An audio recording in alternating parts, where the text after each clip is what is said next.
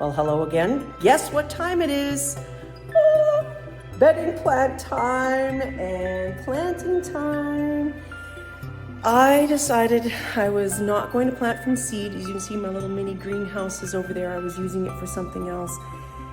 I didn't plant from seed this year because I wanted to make sure that I had a mature garden earlier on in the summer because we have a family wedding. That is the only reason. Otherwise, I would have been planting from seed. So today we are gonna pop outside to my raised beds, and right now tonight, before it rains, we have to figure out where we're gonna put the irrigation for our drip line so that it aligns up with what I have planned or will plan to plant from seed the day after tomorrow when it's not raining. So let's pop outside and I'll show you what it's all about. I'm Lorianne and this is Stonehaven Shorts. Thanks for popping in again. Mr. Gregory did a wonderful thing last year. He built a drip line system for our raised gardens. As you can see, right there is where they are. Now, let's see if I can gradually do this. 1, 2, 3, and another one over there is 4. I have them laid out because they are a particular distance apart based on what I plant. He tells me that they're really easy to change, and they probably are, but I want to spare him that pain by planning it out through the garden. So here's how we're going to do it. Here are the raised beds. Now last year, I know what I planted in each bed. Well, at least I think I do for most part. And I do rotation. So I don't want to plant cucumbers here because I did last year. And I don't want to plant tomatoes here because I did last year. So that is going to factor in. Also the companion factor of things. You know, don't plant your, gosh, it doesn't even come to mind, but there are certain plants that don't work well together. So I have to keep that in mind as well. This is my first layout because I think I'm going to do, you can see that the lines are quite straight and quite frequent, which tells me this is my lettuce, kale, radishes, possibly some beets, that sort of thing. Like basically the salad garden will go here. That's about the only thing I have planned thus far. I'm going to lay out the rest and we'll see where we're at. Okay, I found Mr. Gregory, and so he's going to hook up the first one.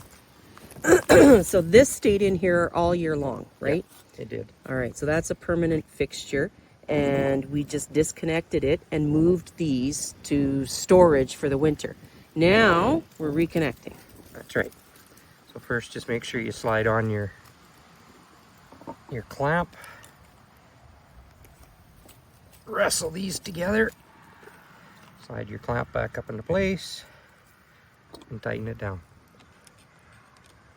Slick. Okay, so the theory is, now, just so we know what the whole system is, and we might have another video on it, but so these are always left open in the on position. That's correct. So this is the on position because we have another way to regulate it. And everything is underground way back over there. I will quickly show you what it looks like. Okay, so this is where the magic happens. And that's the valve right there. Now, it's easy enough to turn on, right, Greg? Yep. If you are a man. So show me how what we're turning on. It's actually an electric valve. So this will be eventually connected to a controller, which you can do it over your phone or do it over the controller itself and operate it. PS on my Mother's Day list. But to manually operate it, you just have to give this a quarter turn and it will activate the water, and a quarter turn off and it turns it off.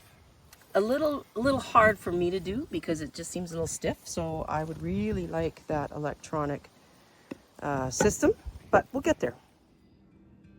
Okay, we are inside. I got to share with you a little book that I got, a little paperback, and it's called A Year in My Garden, 5-Year Annual Planner to Grow as a Gardener. Now you may say, where in the heck did you find that? Now, well, little known secret, I follow a few homesteading people, I guess, on YouTube, and one of them is called That 1870s Homestead. they have put this out, and they have just a little, merchandise shop. I think it was maybe $10. So if I'm talented enough, I'll link that below. If not, just Google that 1870s homestead. And I highly recommend watching their videos because they're very educational. From Michigan, I think. So kind of like northwest United States. Anyways, what's nice about this book is that you can collect 5 years worth of data. But what I found unique about it is that it actually makes you pause to think about, what are my annual garden goals? What do I want to plant? What do I want to get out of my garden this year? Excuse me. So when I thought about 2025, what do I want to get out of my garden in the year 2025? And it is a bit of a different year because it's going to be a busy summer. We do have a family wedding. It isn't being hosted here or anything, but I imagine we will have a lot of visitors. So I think my goal this year is to have a productive garden, but I really want to enhance the beauty of my garden this year. So I want to have the things that we love to eat, but I also want to have the most beautiful things that I love to see as well. And that's what brings me joy. So it asks you questions on what your goal is, what does achieving that goal look like, what's important to you, what will it bring to you, what you hope to learn from achieving that goal, and why it's important. And then after that, you make a list of what you want to grow. And then you can put on there if you want to start it from seed, if you're going to transplant it. After that, it's what does your garden look like as far as a layout. It comes with graph paper. So in my very rudimentary artistic styling from maybe a grade 2, I've put my 5 raised beds and I've sort of planned out where I want to put things. I've referred to companion planting, what works well together, what doesn't work well together. And then after that, I make a list of what do I have for seeds that were left over last year that I can reuse, and what do I need to buy? And it actually has in here items to purchase. So I make a list of what I need to purchase, and that way I'm not going just willy-nilly into the greenhouse because it's very easy to squirrel out into a greenhouse. So this is what I'm planting this year. Excuse me, I have a bit of a cold here. Kale. This is the same kale that I planted last year. It's Blue Scots curled. Most of my seeds, you'll see, come from West Coast Seeds. West Coast Seeds is a Canadian company, and I believe it's from the West Coast in the Vancouver area. Oh no, here we go, West Coast, Delta, BC. So Delta, British Columbia. So kale, butter crunch lettuce, spinach, pole beans, and I want to talk about pole beans in a minute. A couple of different kinds of lettuce. I have like a butter crunch, and then I have a loose leaf. I'm planting some herbs. Most of my herbs are going to be in bedding plants because, like I said, I want a more mature planting as quick as I can this year. But cilantro, we know, it bolts. So I'm going to plant it from seed. We'll see how that goes. I do have some basil that is bedding plants, and then I'm also going to plant some from seed. Now, I do have some that are not from West Coast Seeds, but Mackenzie is another trusted brand here in Canada. And if I was smart enough, I would have looked ahead of time to see if it actually is from Canada or not. I don't know that's from Canada, but it does have a little flag on it that says it grows here. So that's a bonus. Cucumbers, lots of cucumbers. Last year, I did 64 quarts of cucumbers. And with cucumbers, of course, comes a plethora of dill that I have to plant. So I have some dill that I'm going to try and transplant again. I know it's not great. The dill likes to go from seed as well as cucumbers.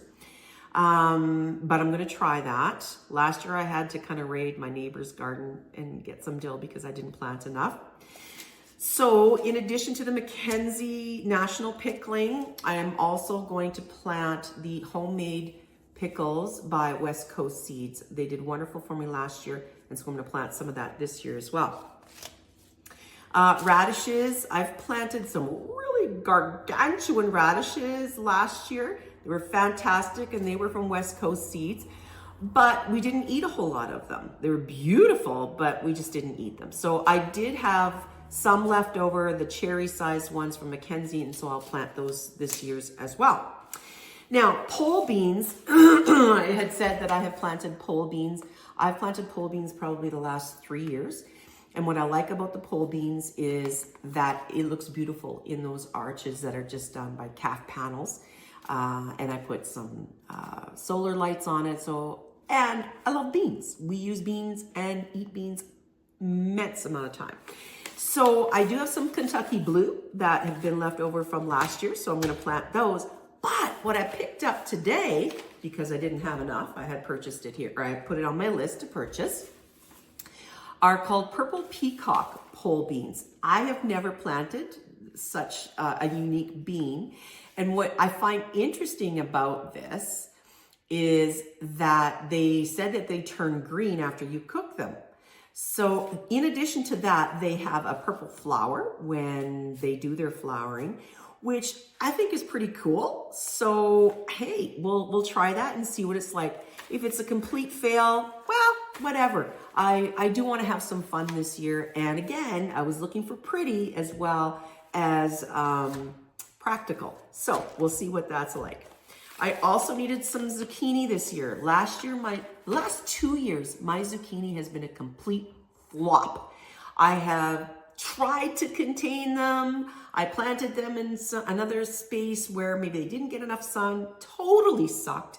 So this year, I want zucchini. And you know what? I even depended on some friends giving me some zucchini last year. So either they don't like me, I don't have friends, or they didn't have a good crop. I don't know, but I just didn't get any zucchini. So I'm planting zucchini this year, and I'm dedicating, I think, a half a bed to zucchini. So I'm excited about that. I ran out of carrots. Last year I had carrots. I did plant Yaya carrots from West Coast Seeds last year, and they did fabulous. And I struggle with carrots. I have a hard time thinning anything because I see the little green thing and I'm like, oh, I'm just supposed to pick it and throw it away. It just seems like so bad. But excuse me, I have a couple of ways to plant carrots.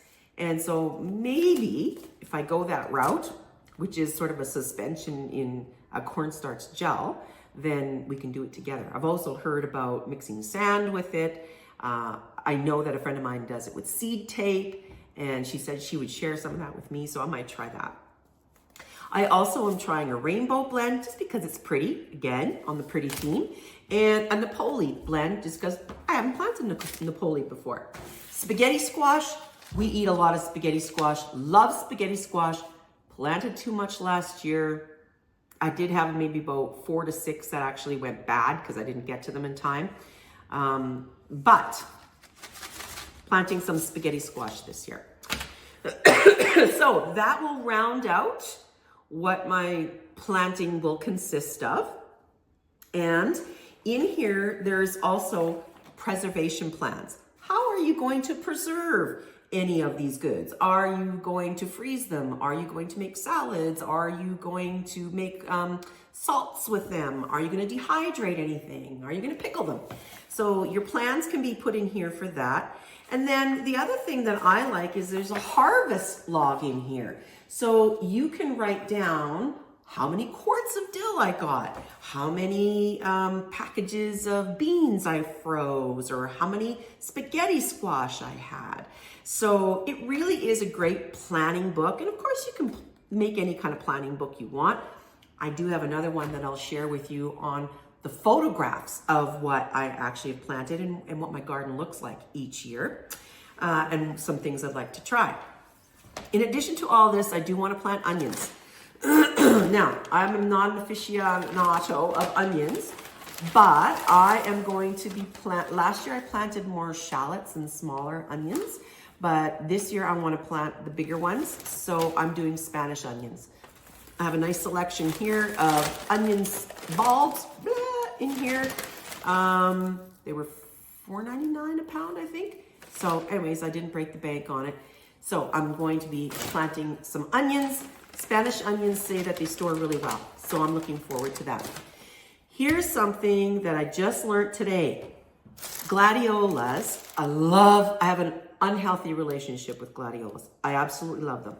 And in the theme of making things prettier this year, I plan on putting gladiolas in behind my marigolds on the front of each one of my raised beds so that I can have them as cut flowers, hopefully for the wedding. If not, they'll just beautify my July or my August. One of the loveliest gladiolas I've ever planted are the espresso gladiolas. They have a really dark burgundy brown kind of look. So unique. I absolutely love them. And they were difficult to find last year. So I picked up 2 packages of them, and I don't know, there's probably 6 or 8 in each one of these packages. But what I learned today, he said soak these bulbs in water before you plant them and they will come up faster. What? So I'm so excited about that. I am going to do that.